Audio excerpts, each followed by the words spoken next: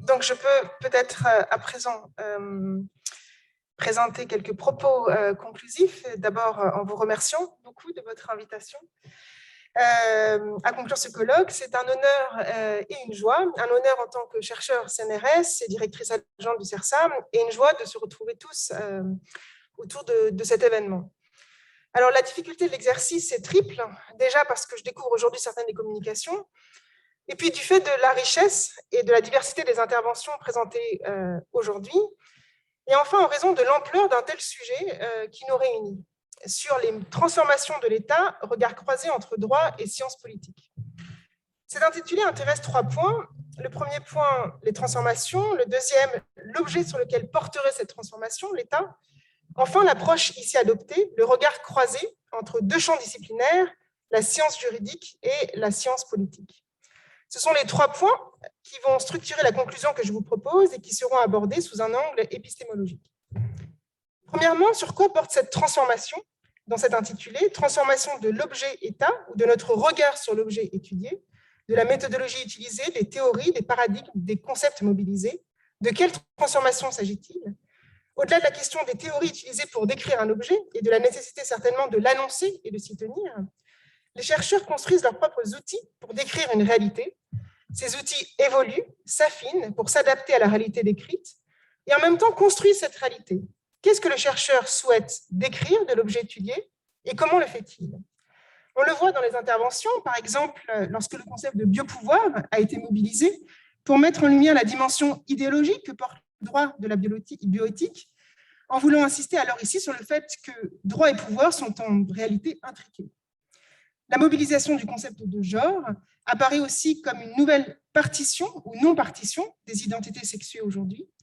Le concept d'inclusion offre un éclairage nouveau sur la conception du handicap et mobilise aussi un autre regard politisé sur ce phénomène.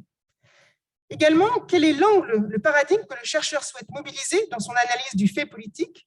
On a vu tout au long du colloque que certaines analyses portent soit sur l'organisation de l'État, se concentrant par exemple sur la réforme des fonctionnaires et des hauts fonctionnaires, et sur les enjeux politiques sous-tendus.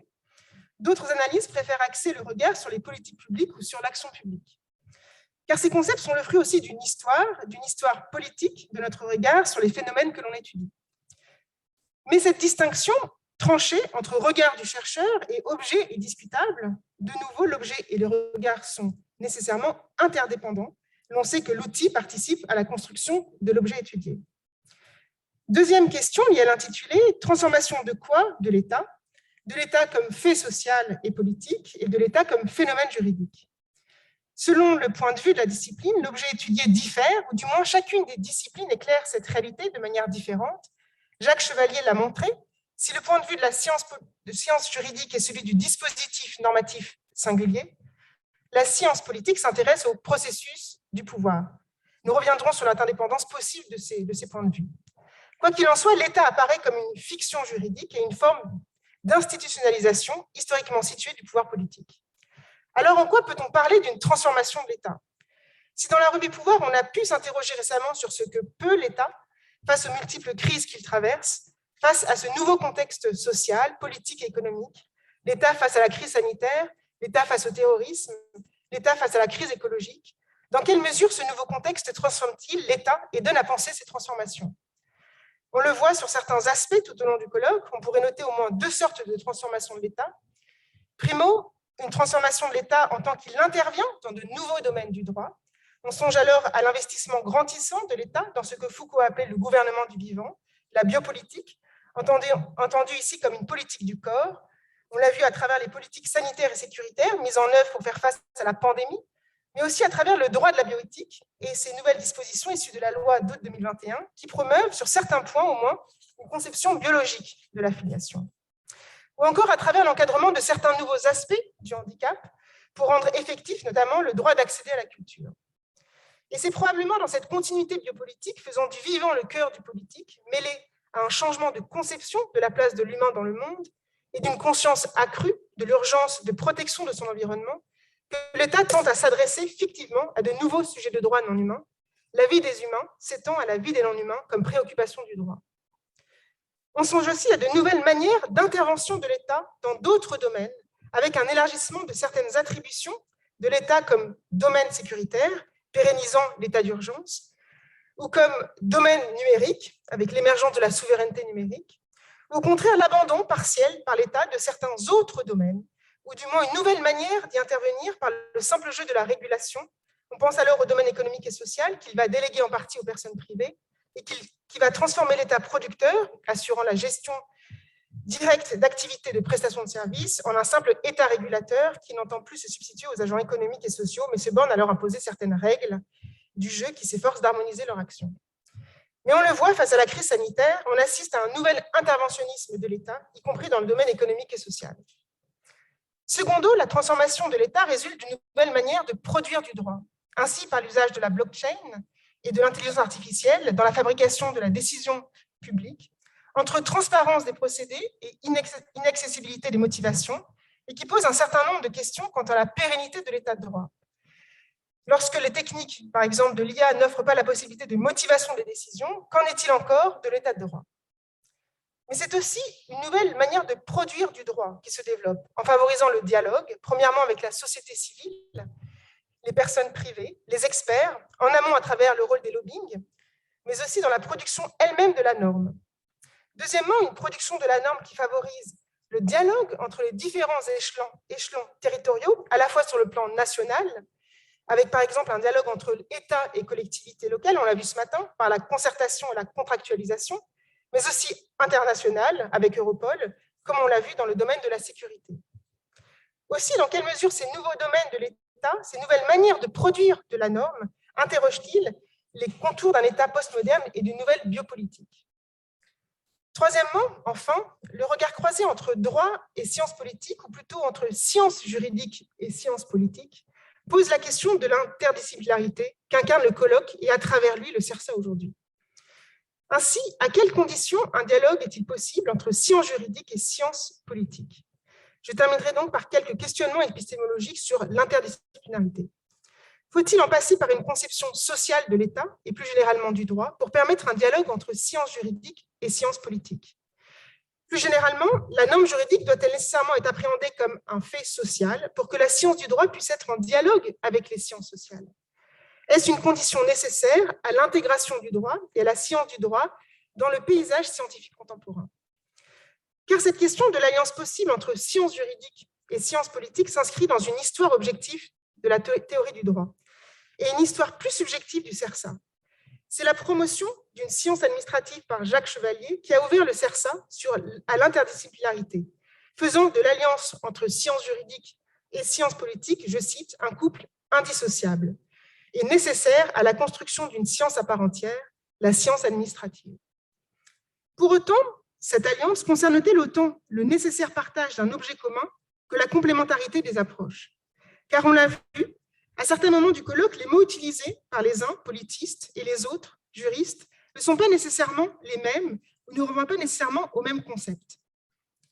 Aussi, l'histoire de ce dialogue entre sciences du droit et sciences politiques, ou sociologie du droit, a été au cœur de multiples débats théoriques. L'on songe en particulier ici à Kelsen, qui a montré comment une conception normativiste de la norme juridique, la construction d'une théorie de la connaissance spécifique au phénomène juridique, en écartant de l'analyse des considérations morales et politiques, mais sans en nier les enjeux, était nécessaire à l'émergence d'une bonne sociologie du droit, au développement d'une bonne science politique. On pense par exemple aux échanges de Kelsen avec Eugène Ehrlich en 1915, qui soutenait, lui, que la science du droit ne peut être que sociologique dès lors que son objet, le droit, est un phénomène social. Or, toute une partie du débat épistémologique repose sur la distinction entre être et devoir être. La science du droit qui porte sur la norme, entendue comme devoir être, et non pas comme un fait social. Ce qui implique au moins deux conséquences, selon cette conception. La science du droit ne peut être une science sociale, mais une science de l'esprit, qui doit s'ouvrir alors aux ressources d'autres sciences et à leur évolution. Les autres sciences de l'esprit, la théorie de la connaissance, la philosophie de l'esprit, la psychanalyse, les neurosciences, les sciences cognitives. Par exemple, les neurosciences montrent aujourd'hui comment les émotions sont inextricablement liées au processus de décision. On parle de phénomène d'émorationalité. Cette distinction très nette entre droit et fait de la science du droit, telle que l'a construite Kelsen, un positivisme singulier. Ainsi, c'est à partir d'une théorie de la connaissance précise et spécifique de la norme juridique, en tant que devoir-être, qu'une rencontre est aussi possible entre sciences du droit et sociologie du droit et sciences politiques. C'est au prix d'une partition très claire que les deux approches, sciences juridiques et sciences politiques, apparaissent alors complémentaires. Cette analyse de la norme juridique n'est pas exclusive ensuite d'autres analyses, amenant alors un regard pluriel et critique du droit.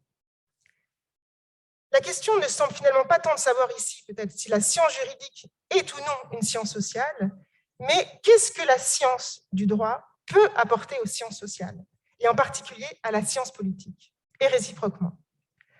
C'est cette diversité des points de vue que le CERSA permet et offre. Diversité à l'intérieur des disciplines de la science politique, ouvrant aussi sur la philosophie politique, diversité des approches théoriques de la science juridique, diversité des objets de recherche, œuvrant pour la construction d'une science de l'État et des normativités. Voilà, je vous remercie et je vais laisser la parole à Anthony et à Anne-Laure pour les derniers mots, je crois. Merci. Merci à tous. Merci à toi, surtout Géraldine, pour donc, à la fois la présidence et ces mots conclusifs qui ont bien repris, je pense, toute l'essence en fait, de ce colloque. Pour finir, donc, un énorme merci à tous les participants et au public d'être venus donc, à ce premier colloque annuel du CERSA. Un énorme merci encore plus à Anthony qui a souffert, je pense, à mes côtés, parce que le stress me fait ressortir les mauvais côtés de ma personnalité. Et ils peuvent être nombreux. Donc voilà, quand je dis premier colloque du CERSA, parce que j'aimerais bien, et là je regarde mes amis doctorants du fond, voilà, ça a vocation à être pérennisé, je l'espère, et que vous puissiez aussi vous amuser l'année prochaine, parce que je pense qu'on a encore beaucoup à explorer sur les thèmes de recherche des chercheurs et des doctorants ou docteurs du CERSA. Et juste deux toutes petites choses pour finir, parce que je sais qu'on a très chaud, qu'on a très soif, et le monsieur de l'informatique voilà, est là. Cette journée, on va essayer de valoriser ce qui a été dit. En fait, on va essayer de faire une publication par la suite, donc on vous tiendra bien évidemment au courant de cette nouvelle aventure. Donc voilà pour la valorisation de la recherche. Un enregistrement a été fait. On va essayer de travailler un petit peu dessus pour couper les moments, pour rendre ça un petit peu plus dynamique. Et on vous tiendra aussi au courant de comment on va essayer de transformer ça. Et enfin, un dernier merci à toutes les petites mains qui ont checké les passes sanitaires et qui nous ont soutenus aussi moralement, parce que sans vous, cette journée n'aurait pas été possible. Donc, merci à tous et c'est l'heure du pot. Voilà.